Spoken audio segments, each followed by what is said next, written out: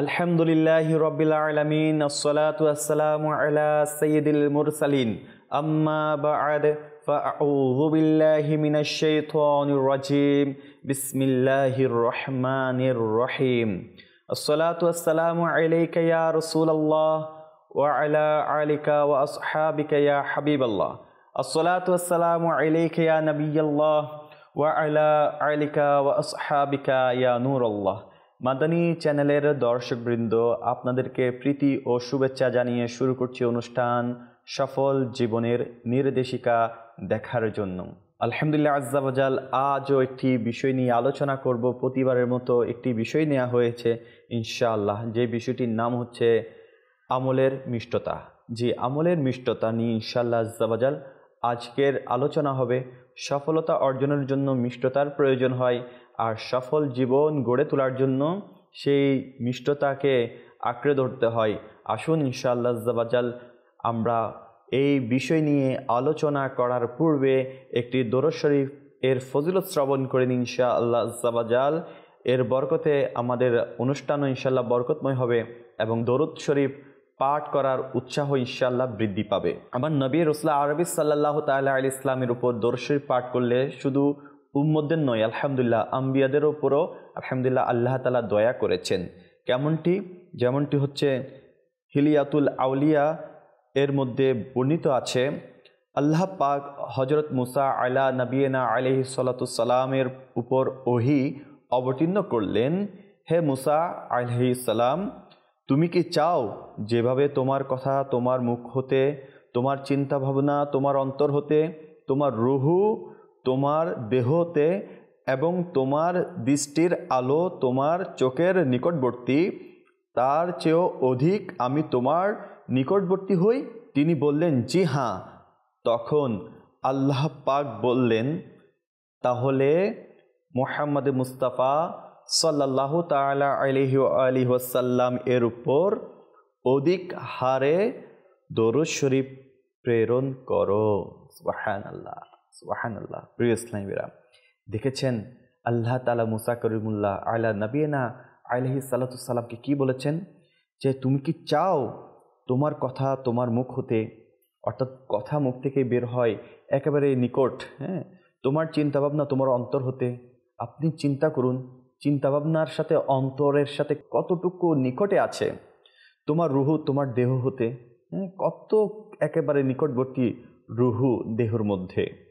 তোমার দৃষ্টি তোমার চোখের নিকটবর্তী। আপনার দৃষ্টি আপনার চোখের কতটুকু নিকটবর্তী সেটি আপনি উপলব্ধি করুন। তার চেয়েও অধিক আমি তোমার নিকটবর্তী হই। তুমি কি সেটি চাও? আল্লাহ তাআলা মুসা করিমুল্লাহ আলা নবিয়িনা আলাইহিস সালাতু সালামকে সেটি প্রশ্ন করলেন। তখন আমার আল্লাহ তাআলার এই প্রশ্নের উত্তরে মুসা আলা নবিয়িনা আলাইহিস সালাতু সালাম কি বললেন? জি হ্যাঁ, আমি চাই। তখন আমার আল্লাহ তাআলা প্রিয় নবী রাসূলুল্লাহ আরবি সাল্লাল্লাহু তাআলা আলাইহি ওয়া আলিহি ওয়াসাল্লামের প্রতি অধিক হারে দরুদ শরীফ প্রেরণ করার কথা উল্লেখ করেছেন। প্রিয় ইসলামীরা, দেখেছেন কত সুন্দর দরুদ শরীফের ফজিলত আল্লাহ তাআলার নৈকট্য হাসিল করার জন্য। তো আসুন না ইনশাআল্লাহ আমরাও আমার নবী রাসূলুল্লাহ আরবি সাল্লাল্লাহু তাআলা আলাইহি ওয়া আলিহি ওয়াসাল্লামের প্রতি দরুদ শরীফ পাঠ করে আল্লাহ তাআলার আরও নৈকট বান্দা হওয়ার সেই সৌভাগ্যটা অর্জন করে নিই। সাল্লু আলাল হাবিব সাল্লাল্লাহু তাআলা আলা মুহাম্মদ সাল্লাল্লাহু তাআলা আলাইহি ওয়াসাল্লাম। মাদানী চ্যানেলের দর্শকবৃন্দ, আলহামদুলিল্লাহ আজ যে বিষয়টি নিয়ে আমরা আলোচনা করব সেটি হচ্ছে আমলের মিষ্টতা। আমল আমরা করি, সেটি বদ আমল হোক নেক আমল হোক, আমল তো আমাদের দ্বারা হয়েই যায়। আমরা যে কোনো আমল করি, হতে পারে সে আমল আমার জন্য দুনিয়াবি আমল, অথচ এই আমল আমাকে কতটুকু সফলতা দিচ্ছে। আবার দেখা যায় আমরা পরকালীন আমলও করার জন্য চেষ্টায় রত থাকি। অনেকে আছে এই ইবাদত করার জন্য চাই, নামাজ পড়তে চাই, রোজা রাখতে চাই, ভালো কাজ করতে চাই, কিন্তু এখানে ইস্তেকামত পাওয়াটা তার জন্য কঠিন হয়ে যায়। ইস্তেকামত পাওয়ার জন্য আমাদেরকে সর্বপ্রথম যেটি ভেবে চিন্তে নিতে হবে সেটি হচ্ছে আমলের মিষ্টতা, যেটি আমি পেয়ে গেলে আমার সে আমল আমার কাছ থেকে ছুটবে না, আমার থেকে সেটি কখনো বঞ্চিত হবে না, আমি আমল থেকে বঞ্চিত হব না। তো এখন আমলের মিষ্টতা আমি কিভাবে পাবো, আমলের মিষ্টতা আনার জন্য আমাকে কি করতে হবে। তো প্রিয় ইসলামী বেরা, আমলের মিষ্টতা এটা আনার প্রয়োজন। আমলের মিষ্টতা যত বেশি থাকবে আপনার ইবাদতের স্বাদও তত বেশি বৃদ্ধি হবে।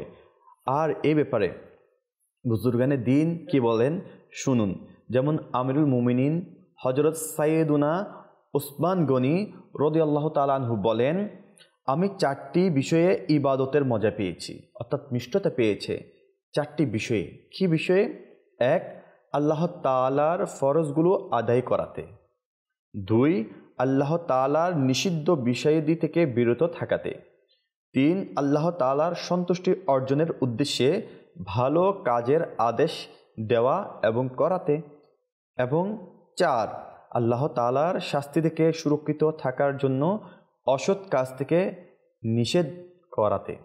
প্রিয় ইসলামীরা, দেখেন আমিরুল মুমিনিন হযরত সাইয়েদুনা উসমান গনি রাদিয়াল্লাহু তাআলা আনহু, মুসলিম জাহানের 3য় খলিফা, যিনি সাহাবে রসুল, যিনি খলিফাতুল মুসলিমিন, জিনার আলহামদুলিল্লাহ আজ্জাওয়াজাল আশারে মুবাশশারার সাথে তালুকাত আছে, যিনি জান্নাতি সাহাবি, আমাদেরকে কি পয়গাম দিচ্ছেন যে আমি 4টি জিনিসই ইবাদতের মিষ্টতা পেয়েছি, মজা পেয়েছি। আর ইবাদত সেগুলো কোনগুলো? 1, আমরা যেটা শুনেছি আল্লাহ তাআলার ফরজগুলো আদায় করাতে। ফরজগুলো আদায় করা অর্থাৎ নামাজ আদায় করা, রমজান মাসে রোজা রাখা, জাকাত দেওয়ার সামর্থ্য থাকলে জাকাত প্রদান করা সঠিকভাবে, এবং ফরজ আরও হুকুম আহকাম যেগুলো রয়েছে সেগুলোর উপরে প্রাধান্য দেওয়া। আজ মানুষের অবস্থা এমন হয়েছে, মুসলমানদের অবস্থা ফরজ নামাজ আদায় করা থেকে, তিলাওয়াতে কোরআন পাঠ করা থেকে আমরা একেবারেই উদাসীন, যার কারণে এই মিষ্টতা আমরা পাচ্ছি না। আচ্ছা, মিষ্টতা না পাওয়ার কারণ কি? মিষ্টতা কেন আসছে না? যেখানে বুজুর্গানদের দিনদের আমরা কথা শুনেছি, তাদের জীবনী পড়েছি, যারা এক অজু দিয়ে 40 বছর পর্যন্ত ঈশা থেকে ফজরের নামাজ পর্যন্ত নামাজই আদায় করেছেন, কুরআনুল কারীম তেলাওয়াত করেছেন, এমন বুজুর্গানের দিনদের কথা আমরা শুনেছি। সাহাবে রসুলদের কথা শুনেছি, যিনারা রাত দিন শুধু ইবাদত রিয়াজত নিয়ে ব্যস্ত থাকতেন, কিন্তু এনারা এত স্বাদ কিভাবে পেতেন? প্রিয় ইসলামীরা, যে জিনিসে মিষ্টতা নাই সেই জিনিসটা আমরা আসলে গ্রহণ করতে চাই না।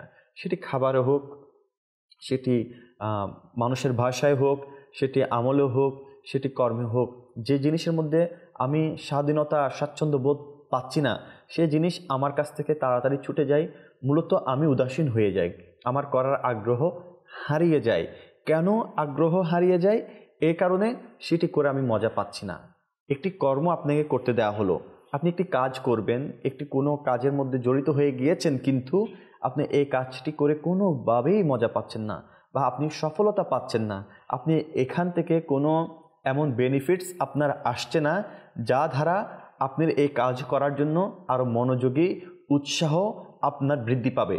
কিন্তু এই উৎসাহ না থাকার কারণ কি? আপনার এই কাজের মধ্যে উৎসাহ না থাকার কারণ হচ্ছে আপনার এখান থেকে আপনি মজা পাচ্ছেন না বা বেনিফিটস পাচ্ছেন না। ঠিক, আমরা অনেকে নামাজ আদায় করি, নামাজের মধ্যে আমরা ইস্তেকামত পাই না। আমরা নামাজের মধ্যে ইস্তেকামত পাই না কীভাবে? যে আজ থেকে বলি যে নামাজ ধরবো, আবার কালকে বলি আজ থেকে ধরবো, কালকে থেকে নামাজ পড়বো। নামাজ পড়তে গিয়েছি, ফজর পড়লাম, জোহর পড়লাম, আসরের সময় খেলাই চলে গেল, আবার মাগরিবে উদাসীনতা এসে গেল, এশারের সময় অলসতা চলে আসলো। তো এভাবে আমাদের ইস্তেকামত পাওয়া যায় না, কারণ আমি নামাজকে গুরুত্ব দিইনি বা নামাজের মধ্যে যেগুলো বিনয় রয়েছে, যেগুলো হুকুম আহকাম রয়েছে তা পরিপূর্ণভাবে আদায় করিনি। যেমনটি হচ্ছে তালার চাবির সাথে। দেখবেন আপনি কখনো কোনো তালা খোলার চেষ্টা করছেন, কিন্তু আপনার এই তালাটি বরাবর ঘাটে ঘাটে না বসার কারণে আপনি কোনোভাবেই চেষ্টা করে তালাটা খুলতে না পেরে ব্যর্থ হয়ে নিরাশ হয়ে যান, বা আপনার একটি জিদ কাজ করে, রাগ কাজ করে, আর এটি আপনি ছুঁড়ে ফেলে দেন বা এর থেকে সরে যান বা এটাকে আঘাত করতে থাকেন। কেন? এটি এই কারণে, কারণ আপনার এখানে এই কাজটি করাতে আপনি ব্যর্থ হচ্ছেন বা আপনি এটি সুন্দরভাবে খোলার সেই ঘাটগুলো আপনি অ্যাপ্লাই করতে পারেননি। তো যখন আপনি সুন্দরভাবে একটি তালার মধ্যে চাবি আপনি যখন দিবেন এবং দেওয়ার পরে আওয়াজ করে টাক করে খুলে যাবে, হ্যাঁ, তখন আপনার মধ্যে একটা আনন্দ প্রকাশ পাবে। অনেকে দেখবেন হাতে তালা নিয়ে তালা একবার লক করে, একবার লক খুলে, একবার লক করে, আরেকবার লক খুলে, কারণ এটিতে সে একটু মজা পাচ্ছে, বিনোদন পাচ্ছে। আচ্ছা, কেউ খেলতে গেলে সে খেলার মধ্যে এমন মনোযোগী হয়ে যায় যে সে সেটা থেকে বিনোদন পাচ্ছে, মিষ্টতা পাচ্ছে, স্বাদ পাচ্ছে। কিন্তু এখানে ওসমান গনি রাদিয়াল্লাহু তাআলা আনহু কি বলেছে, 4টি বিষয়ে তিনি মজা পেয়েছে ইবাদতের মধ্যে। একটি হচ্ছে ফরজ আদায় করার ব্যাপারে, আল্লাহ তাআলার ফরজগুলো আদায় করার ব্যাপারে। এখন আমরা যদি ফরজগুলো ঠিকমতো আদায় করতে চাই বা ঠিকমতো আদায় করি, আমাদেরও মিষ্টতা বাড়বে, ইবাদতে মিষ্টতা বাড়বে। হ্যাঁ, আমরা যদি নামাজের মধ্যে তড়িঘড়ি করি, আমরা ফরজ হুকুম আহকামের মধ্যে তড়িঘড়ি করি, তাহলে আমাদের মিষ্টতা বাড়বে না। আর নামাজ হচ্ছে যে রিজিকের একটি ব্যবস্থা। আপনি নামাজ পড়বেন, আপনার রিজিকের মধ্যে বরকত হবে। আপনি নামাজ আদায় করবেন, আপনার আমলের মধ্যে বরকত হবে। আর আল্লাহ তাআলার হুকুম পালন করলে আল্লাহ তাআলার পছন্দনীয় বান্দা হতে পারবেন। কিন্তু দুঃখের বিষয়, পরিতাপের বিষয়, আমরা এটাতে স্বাদ না পাওয়ার কারণেই আমরা এর থেকে দূরে সরে যাচ্ছি। আসুন প্রিয় ইসলামী ভাইরা আর মাদানী চ্যানেলের দর্শকবৃন্দ, নামাজের স্বাদ কিভাবে বৃদ্ধি করবেন, মিষ্টতা কিভাবে আসবে, সেজন্য আপনাকে নামাজের হুকুম আহকামগুলো সঠিকভাবে শিখে নিতে হবে। আর এই হুকুম আহকাম কি? নামাজের কয়টি শর্ত ফরজ রয়েছে, নামাজের মধ্যে কুরআনুল কারীম তেলাওয়াত, আর এই তেলাওয়াত করা ফরজ নামাজের মধ্যে। আপনি এই কুরআনুল কারীম যখন তার তিলার সাথে আপনি ধীরে ধীরে পড়তে থাকবেন, তখন আপনার নামাজের মধ্যে একটি এমন মিষ্টতা পাবেন। আপনি যখন নামাজকে হুশু হুজু একটি তেলাওয়াত আপনি ধরলেন, আপনি পড়তে রইলেন, আর প্রত্যেকটার জবর জের, হ্যাঁ, এগুলো আপনি যখন সুন্দরভাবে আপনি এগুলো সিস্টেম জেনে যাবেন, পড়তে থাকবেন, দেখবেন আপনার নামাজের মধ্যে কেমন মিষ্টতা আপনি পান। সেজন্য আসুন না প্রিয় ইসলামী ভাইরা আর মাদানী চ্যানেলের দর্শকবৃন্দ, আমরা নামাজের হুকুম আহকামকে সঠিকভাবে শেখার চেষ্টা করি। এটা একটি অনেক বড় সফলতা। আর নামাজ কালকে আমাদের দিন সর্বপ্রথম নামাজের ব্যাপারে জিজ্ঞেস করা হবে। আর এই নামাজকে আমরা নিয়ে তড়িঘড়ি করছি, মশি করছি, আমরা এই নামাজকে নিয়ে তামাশা করছি, কখনো পড়ি তো কখনো পড়ি না। প্রিয় ইসলামী ভাইরা, মনে রাখবেন, নামাজ জীবনে যখন ফরজ হয়েছে, সুস্থ বালেগা সুস্থ মস্তিষ্কের কোনো ব্যক্তির উপরে নামাজ মাফ নেই। আর নামাজগুলো আপনাকে আদায় করতে হবে। যদিও বা আপনার নামাজ কোনো কারণে আপনার অনেক বছর ছুটে গিয়েছে, এগুলো অমরি কাজে আদায় করতে হবে, অন্যথায় আপনার একটি ওয়াক্তের নামাজও আপনার হায়াত থেকে মাফ যাবে না। আপনি সেজন্য কখনো নামাজে অলসতা করবেন না। যত অলসতা করবেন তত আপনার উপরে নামাজের দায়িত্ব বাড়তে থাকবে। আর আপনি যখন এটির উপলব্ধি শেষ বয়সে যদি করতে পারেন, তখন হায় হুতাশ ছাড়া আর কিছু করার থাকবে না, কারণ আপনার নামাজ অবশিষ্ট থাকবে। আর এই নামাজ অবশিষ্ট থাকার কারণে আপনাকে এই নামাজগুলো আদায় করতে হবে। আর অপারগতার কারণে যদি আপনি আদায় করতে না পারেন, তখন আপনার অনুশোচনা কোনো কাজে আসবে না। এগুলোর জন্য আপনাকে কি করতে হবে? কাল কিয়ামতের দিন জবাবদিহি করতে হবে। কিতাবের মধ্যে বর্ণিত আছে, যে ব্যক্তি এক ওয়াক্ত নামাজ জেনে শুনে কাজা করে, আল্লাহ তাআলা সেই ব্যক্তির নাম জাহান্নামের দরজায় লিখে দেওয়া হয়, যে জাহান্নাম দিয়ে সে প্রবেশ করবে, দরজা দিয়ে প্রবেশ করবে জাহান্নামের। তো প্রিয় ইসলামী ভাইরা, আসুন আমরা নামাজের ব্যাপারে এখন থেকে উদাসীনতা থেকে বেঁচে যাই। আমরা আমাদের প্রতিদিনের নামাজ সঠিকভাবে আদায় করি, ইনশাআল্লাহ এটি অনেক বড় একটি সফলতা আপনাকে এনে দিবে ইনশাআল্লাহ। দ্বিতীয়ত, আল্লাহ তাআলার নিষিদ্ধ বিষয়াদি থেকে বিরত থাকাতে তিনি স্বাদ পেয়েছেন। ওসমান গনি রাদিয়াল্লাহু তাআলা আনহু দ্বিতীয় যেটি স্বাদ পেয়েছেন, সেটি হচ্ছে আল্লাহ তাআলা নিষিদ্ধ বিষয়াদি থেকে বিরত থেকেছেন। আল্লাহ তাআলা আমাদের জন্য যেগুলো হারাম করেছেন, নিষিদ্ধ করেছেন, যেগুলো আমাদের জন্য করাটা গুনাহ, সেগুলো থেকে বেঁচে থাকা, এটি একটি আপনার ইবাদতের স্বাদ বৃদ্ধি করে দেয়, মিষ্টতা বাড়িয়ে দেয়। আপনাকে আমাদের জন্য সুদ হারাম করেছে, এখন আমি সুদ খাবো, সুদ গ্রহণ করব, সুদ দিব, তাহলে আমার ইবাদতের মধ্যে যে মিষ্টতা আছে সেটি নষ্ট হয়ে যাবে। আমার এই ইবাদত আমার কোনো কাজে আসবে না। এমন কি আল্লাহ তাআলা নিষেধ করেছেন মিথ্যা বলা থেকে বাঁচার জন্য। মিথ্যা বলেছি, আমার মুখের যে তাসির, মুখের যে ইবাদতের রুহানিয়াত, সেটি নষ্ট হয়ে যাবে। গীবত করেছি, তো প্রিয় ইসলামীরা, আপনি বলুন তো, কখনো সাদৃশ্য যেটি দৃশ্যমান, সেই দৃশ্যমান কোনো কিছুর রক্ত কি আপনি মুখে নেবেন? কখনো না। আপনি মুখে নেওয়া তো দূরে থাক, রক্ত দেখাটাও তো পছন্দ করবেন না, কিন্তু গীবত করে মৃত ভাইয়ের গোস্ত খাওয়ার মতো কাজ করছি। তো প্রিয় ইসলামীরা, গীবত এমন একটি গর্হিত কাজ, মিথ্যা এমন একটি অপছন্দনীয় কাজ যেগুলো মুখকে নোংরা করে দেয়। আমরা তো শরীরের পবিত্রতার জন্য গোসল করি, অজু করি, কিন্তু মুখের পবিত্রতা অর্জনের জন্য আমাদেরকে মিথ্যা, গীবত, চুগলখড়ি এই সকল কর্ম থেকে বাঁচতে হবে। আর এই সকল কর্ম থেকে যখন আপনি বাঁচবেন, আপনার অন্তরে একটা প্রাউড ফিল হবে, একটা স্বাদ বৃদ্ধি পাবে। আপনি দেখবেন, আপনি কেউ গীবত করছে, আপনি গীবতটি করা থামিয়ে দিন, আপনি গীবত করা থেকে দূরে সরে যান, দেখবেন আপনার অন্তরে একটা শান্তি প্রবাহিত হবে, শান্তি বর্ষণ হবে। আপনি মিথ্যা বলছেন না, আপনি সত্য বলেছেন, যদিও বা সেটি শুনতে খারাপ লাগুক, কিন্তু আপনি সত্য বলার কারণে আপনার অন্তরের মধ্যে একটি শান্তি এটা বৃদ্ধি পাবে। আপনি চুগলখড়ি করা থেকে বা করানো থেকে কাউকে বাধা দিলেন বা বুঝালেন, বিরত রাখলেন, আপনার অন্তরে একটা শান্তি বৃদ্ধি পাবে। সেই জন্য আসুন প্রিয় ইসলামীরা, আমরা আল্লাহ তাআলার নিষিদ্ধ বিষয়টি থেকেও বিরত থাকব, ইনশাআল্লাহ আমলের মিষ্টতা বৃদ্ধি পেতে থাকবে। 3, যে আমলের মজা, ইবাদতের মজা পেয়েছেন, মিষ্টতা পেয়েছেন, সেটা কি? আল্লাহ তাআলার সন্তুষ্টি অর্জনের উদ্দেশ্যে ভালো কাজের আদেশ দেওয়া এবং করাতে। দেখুন প্রিয় ইসলামীরা, দুনিয়াতে বর্তমানে ভালো কাজ করার অগণিত সুযোগ আছে, করার এবং করানোর সুযোগ আছে। আলহামদুলিল্লাহ, আপনি দাওয়াত ইসলামের এই দিনী পরিবেশে দেখেন, এলাকা থেকে এলাকায়, জেলা থেকে জেলায়, গ্রাম থেকে গ্রামে, শহর থেকে শহরে, শহরে বা গ্রামে দাওয়াত ইসলামীর মাদানী কাফিলা গিয়ে মানুষকে ভালো কাজের আহ্বান দিচ্ছেন, নেকির কাজ করার জন্য উৎসাহ দিচ্ছেন, নামাজ পড়ার জন্য উৎসাহ দিচ্ছেন, নেকির কাজ এবং পরোপকারী কাজ করার জন্য উৎসাহ দিচ্ছেন, এবং গুনাহ থেকে বেঁচে আসার জন্য তাকে তাগিদ দিচ্ছেন, বারবার বোঝানো হচ্ছে এই মাদানী কাফেলার মাধ্যমে। তো প্রিয় ইসলামী ভাইরা, তো আল্লাহ তাআলার সন্তুষ্টি অর্জনের উদ্দেশ্যে যদি ভালো কাজ করাতে চান বা করতে চান, দাওয়াত ইসলামী আপনার জন্য অগ্রণী ভূমিকা রাখে। জি হ্যাঁ, দাওয়াত ইসলামের মাধ্যমে আপনি নেকির কাজ করতে পারবেন, করাতে পারবেন, এবং যাকে দিয়ে আপনি নেকির কাজ করানোর আগ্রহ পোষণ করেছেন, যাকে আপনি নেকির কাজ করছেন, যার মাধ্যমে বা আপনি যাকে নেকির দাওয়াত দিয়ে একবার মহলে নিয়ে এসেছেন, সে এখানে এসে আমার নবী রাসূল আরবি সাল্লাল্লাহু তাআলা আলাইহি সাল্লামের সুন্নতের উপরে আমল করছে, তাহলে দেখবেন আপনার অন্তরের মধ্যে আলহামদুলিল্লাহ আজ্জা ওয়া জাল একটি এমন মিষ্টতা আপনি পাবেন যেটি বলে বোঝানোর মতো সম্ভব নয়।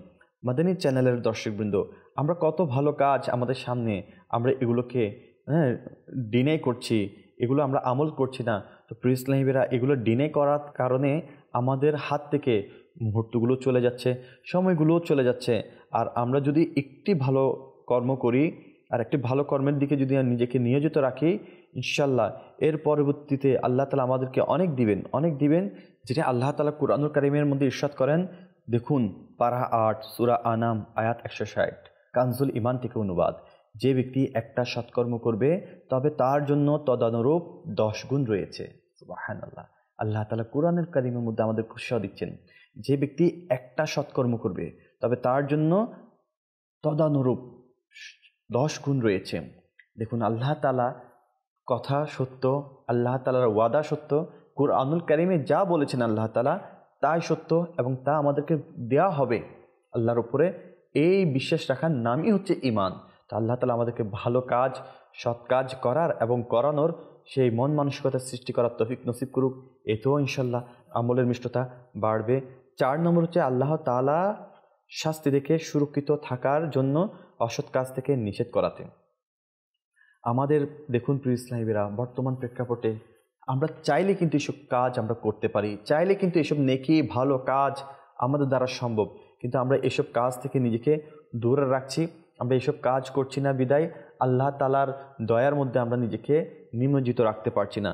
প্রিয় ইসলামীরা, দেখুন সাহাবায়ে রসুল এনারা কেমন ছিলেন, এনাদের মন মানসিকতা কেমন ছিলেন। যেমন সাহাবায়ে রসুল হযরত সাইয়েদনা আবু বকর রাদিয়াল্লাহু তাআলা আনহু একদা ইরশাদ করেছেন, কোনো প্রাণীর মৃত্যু না হয়ে বরং আমার নিজের মৃত্যু হওয়াটাই আমি পছন্দ করি। এই কথা শুনে উপস্থিত সকলে অবাক হয়ে আরজ করলো, এমন কেন বললেন? কোনো প্রাণীর মৃত্যু না হয়ে আপনার মৃত্যু হোক সেটাই আপনি পছন্দ করেন, এই কথাটা কেন বললেন? তো তিনি জবাবে বললেন, আমার ভয় হয় জীবনে কখনো আবার এমন যুগ দেখতে না পাই যে যুগে ভালো কাজের নির্দেশ দিতে পারবো না আর অসৎ কাজ থেকে নিষেধ করতে পারবো না, এমন যুগে কোনো কল্যাণ নেই। আবু বকর রাদিয়াল্লাহু তাআলা আনহু নিজে কি করলো? ফিকির করলো যে কোনো প্রাণীর মৃত্যু হওয়া থেকে নিজের মৃত্যুটা তিনি পছন্দ করেন। তো অন্যান্য সাহাবারা জিজ্ঞেস করলেন, এমন কেন বললেন? তো বললো যে এমন কোনো যুগ যেন, আমি ভয় হয় যে এমন কোনো যুগ যেন চলে না আসে আমার জীবনে যে ভালো কাজের আদেশ দিতে পারবো না, ভালো কাজ করতে পারবো না, নির্দেশ করতে পারবো না, আবার অসৎ কাজ থেকে কাউকে নিষেধ করতে পারবো না।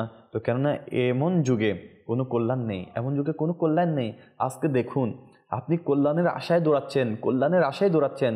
আমরা সবাই চাই আমার কল্যাণ হোক, দুনিয়া সুন্দর হোক, আখিরাত সুন্দর হোক, কিন্তু এই কল্যাণ থেকে আমরা নিজেকে দূরে রাখছি। বুজুর্গানের দিনদের চিন্তা ভাবনা দেখুন, তারা ভালো কাজ করতে না পারার কারণে মৃত্যু কামনা করছে।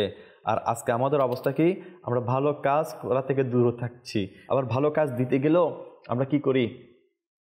এটাকে ভালোভাবে অ্যাকসেপ্ট করছি না, ভালোভাবে অ্যাকসেপ্ট করে নিজের জীবনে বাস্তবায়ন করার চেষ্টা করছি না। মাদানী চ্যানেলের দর্শকবৃন্দ, একবার চিন্তা করুন তো, আমার নবী রাসূলুল্লাহ আরবি সাল্লাল্লাহু তাআলা ইসলামের উম্মত হয়েছি আমরা, আর আমার নবী হচ্ছে শ্রেষ্ঠ, আর উম্মতদের মধ্যে আমরা শ্রেষ্ঠ, আর আমাদেরকে শ্রেষ্ঠত্ব দান করা হয়েছে। যেখানে আমার নবী রাসূলুল্লাহ আরবি সাল্লাল্লাহু তাআলা ইসলামের উম্মত হয়েছি, আমাদের উপরে এমন কোনো পরীক্ষা আসেনি যে আমি অমুসলিম থেকে মুসলমান হতে হয়েছে, এমন কোনো পরীক্ষা আসেনি যে আমাকে ইসলামের জন্য যুদ্ধ করতে হয়েছে, এমন কোনো পরীক্ষা আসেনি যার মাধ্যমে আমাকে ইবাদত করতে হয়েছে অনেক কষ্ট করে, এক ওয়াক্ত নামাজ পড়ার জন্য আমাকে অনেক কষ্ট করতে হয়েছে। অমুসলিমদের ভয় আমাকে তাড়া করছে, নামাজ পড়লে অমুসলিমরা পিছন থেকে আমাকে আঘাত করে কিনা, আল্লাহ তাআলার ইবাদত করব আমাকে আঘাত করে কিনা। অথচ দেখুন প্রিয় ইসলামীরা, আমরা আজকে কত সুন্দর করে ইসলাম পেয়েছি, অথচ আমাদের এই সুন্দর ইসলাম পাওয়ার মাধ্যমে, এই সুন্দর দিন পাওয়ার মাধ্যমে আমরা নিজেকে কোথায় আরও ভালো কাজে ব্যস্ত রাখবো, এই ইবাদতের আরও মিষ্টতা অর্জন করব, সেখানে আমরা এর থেকে আরও দূরে চলে যাই। অথচ দেখেন, যারা প্রিয় নবী রাসূলুল্লাহ আরবি সাল্লাল্লাহু তাআলা ইসলামের যুগেও এর আগে ইসলাম গ্রহণ করেনি, তারা ইসলাম গ্রহণ করার পূর্বে কেমন ছিল আর ইসলাম গ্রহণ করার পরে তাদের মন মানসিকতা কেমন হয়েছিল, একবার আমরা ইনশাল্লাহ শুনি, আমাদের ঈমান তাজা হবে। হযরত সাইয়েদনা সুমামা বিন উসাল ইয়ামামি রাদিয়াল্লাহু তাআলা আনহু, যিনি ইয়ামানবাসীদের সর্দার ছিলেন, ঈমান গ্রহণের পর তিনি বলতে লাগলেন, আমি আল্লাহর কসম করে বলছি, আল্লাহর জমিনে আপনার সাল্লাল্লাহু তাআলা আলাইহি ওয়াসাল্লামের চেহারার মতো ঘৃণিত চেহারা আমার কাছে আরেকটি ছিল না। আজ সে আপনার চেহারায় আমার কাছে সমস্ত চেহারার চাইতে অধিকতর প্রিয়তর। আল্লাহর কসম, আপনার শহরের চাইতে ঘৃণিত কোনো শহর আমার দৃষ্টিতে আরেকটি ছিল না। আল্লাহর শপথ, আজ সেই শহরই আমার নিকট দুনিয়ার সকল শহরের চাইতে অধিকতর প্রিয়। প্রিয় ইসলামীরা, এটি বুখারী শরীফের 2য় খণ্ড 132 পৃষ্ঠায় এই হাদিস খানাটি উল্লেখিত আছে। কত সুন্দর! অপর একটি হাদিস বুখারী শরীফের 2য় খণ্ড 567 পৃষ্ঠায় উল্লেখিত আছে, হযরতে সাইয়্যিদাতুনা হিন্দ বিনতে উতবা, আবু সুফিয়ান বিন হারবের স্ত্রী রাদিয়াল্লাহু তাআলা আনহা, যিনি হযরত সাইয়েদুনা আমির হামজা রাদিয়াল্লাহু তাআলা আনহু এর কলিজা চিবিয়ে খেয়েছিলেন। ইসলাম ধর্ম গ্রহণ করার আগে তিনি আমির হামজা রাদিয়াল্লাহু তাআলা আনহু এর কলিজা চিবিয়ে খেয়েছিলেন। আর সে ঈমান গ্রহণ করার পর বলতে লাগলেন, ইয়া রাসূলুল্লাহ সাল্লাল্লাহু তাআলা আলাইহি ওয়াসাল্লাম, এই পৃথিবীতে আমার চোখে আপনার তাঁবুর লোকদের চেয়ে অধিক ঘৃণিত আর কেউ ছিল না, কিন্তু আজ আমার চোখে পৃথিবীর বুকে আর কোনো তাঁবুর লোকজন আপনার তাঁবুর লোকজনের চেয়ে অধিক প্রিয় নয়। প্রিয় ইসলামীরা, কত সুন্দর কথা বলেছেন। সুনানে তিরমিজি 2য় খণ্ডের মধ্যে আরেকটি হাদিস মোবারকা এভাবে উল্লিখিত আছেন, হযরত সাইয়েদুনা সাফওয়ান বিন উমাইমা রাদিয়াল্লাহু তাআলা আনহু বলেন, হুনাইন অর্থাৎ গজওয়ার যুদ্ধের দিনে প্রিয় নবী সাল্লাল্লাহু তাআলা আলাইহি ওয়াসাল্লাম আমাকে সম্পদ দান করেন, অথচ তিনি আমার চোখে সবচেয়ে ঘৃণিত ব্যক্তি ছিলেন। তিনি আমাকে দান করতে থাকেন, এক পর্যায়ে তিনি সাল্লাল্লাহু তাআলা আলাইহি ওয়াসাল্লাম আমার চোখে অত্যন্ত প্রিয় পাত্র হয়ে গেলেন। সুবহানাল্লাহ। প্রিয় ইসলামীরা আর মাদানী চ্যানেলের দর্শকবৃন্দ, দেখুন আমার নবী রাসূল আরবি সাল্লাল্লাহু তাআলা ইসলামের পূর্বে বা ইসলামের দাওয়াত দেওয়ার পূর্বে তারা কেমন মন মানসিকতা ছিল, আর আমার নবী রাসূল আরবি সাল্লাল্লাহু তাআলা ইসলামের হাতে ইসলাম ধর্ম কবুল করার পর তাদের অন্তরের পরিবর্তন কেমন ঘটেছে। তা আমরা তো আমার নবীর সেই উম্মত যারা এগুলো আমাদের সাথে ঘটেনি, কিন্তু আমরা এই ঘটনাগুলোকে শুনছি।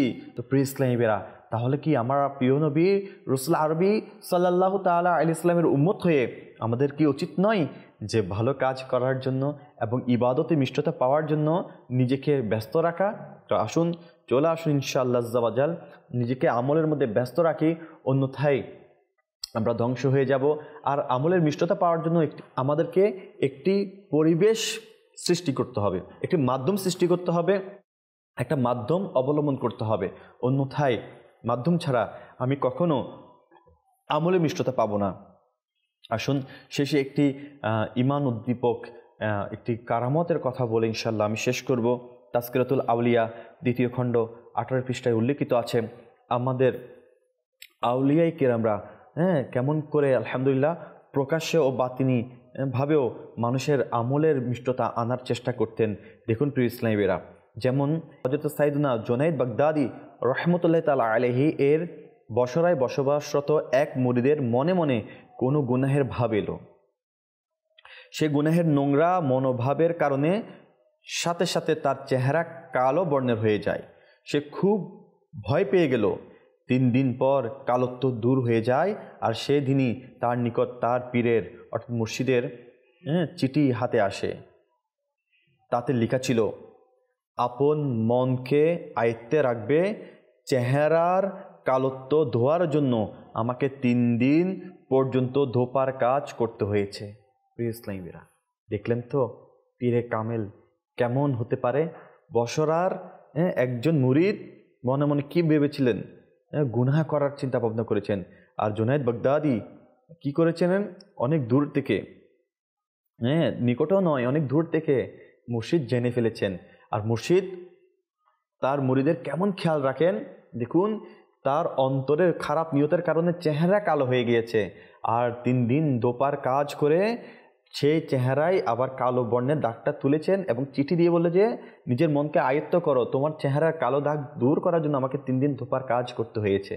প্রিয় ইসলামীরা দেখুন, তো এটি বোঝার জন্য এতটুকুই যথেষ্ট যে পীরে কামেল যারা রয়েছে তাদের মাধ্যমে একজন মুরিদ চাইলে সে তাকে পরিবর্তন করতে পারে এবং পরিবর্তন করার জন্য পথ দেখিয়ে দেয়। সেই জন্য আমি বলবো একজন কামেল পীরের হাতে নিজেকে বায়াত গ্রহণ করিয়ে ইনশাআল্লাহ ওই পীরের কথা অনুসারে চলুন, ইনশাআল্লাহ দেখবেন আপনার আমলের মধ্যে মিষ্টতা বাড়তে থাকবে। আজ দাওয়াত ইসলামের দিকে আপনি চোখ রাখুন, দেখুন একজন পীর আলহামদুলিল্লাহ আমির আহলে সুন্নাত দামাত বারকাতুহুল আলিয়া, জিনার আলহামদুলিল্লাহ দয়া, আল্লাহ তাআলার এত বড় দয়া, জিনার মাধ্যমে আজকে হাজারো নয় লাখো নয় প্রায় কোটির কাছাকাছি পৌঁছে গিয়েছে। অসংখ্য বেআমলদের কি হয়ে গিয়েছে, জীবন পরিবর্তন হয়ে গিয়েছে, আমলদার হয়ে গিয়েছে। যারা রাসূলের সুন্নত মোতাবেক চলতে পারতেন না তারা আজকে দাড়ি মোবারক সাজিয়ে ফেলেছেন, যার গুরুত্ব বুঝতেন না সেটির গুরুত্ব বুঝিয়ে নিয়েছেন, নামাজি হয়ে গিয়েছেন, পাগড়ি পরিধানকারী হয়ে গিয়েছেন। আলহামদুলিল্লাহ, এটি হচ্ছে আমলের মিষ্টতার কারণে। এই যে আজকে যারা দাওয়াত ইসলামীতে এসে পাগড়ি মোবারক সাজাচ্ছে, দাড়ি রাখছেন, তারা সুন্নতি লেবাস পরার চেষ্টা করছেন, এটি একটি মিষ্টতা পেয়ে গিয়েছে, আমলের স্বাদ পেয়ে গিয়েছে। আপনি দেখুন এই ফিতনা ফেসাদের যুগও এগুলোর উপর আমল করার কেমন একটি প্রভাব আপনারা উপলব্ধি করতে পারছেন।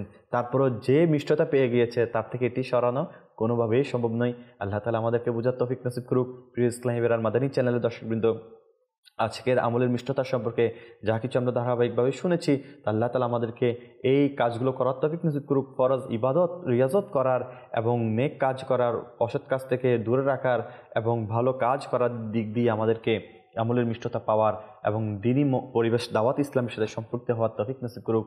আলহামদুলিল্লাহ, আজ এই পর্যন্ত। আগামী পর্বে আবারও কোন একটি আলোচ্য বিষয় নিয়ে আপনাদের মাঝে উপস্থিত হব। ভালো থাকুন, মাদানী চ্যানেল দেখতে থাকুন। সাল্লু আলাল হাবিব সাল্লাল্লাহু তাআলা আলা মুহাম্মদ সাল্লাল্লাহু তাআলা আলাইহি ওয়াসাল্লাম।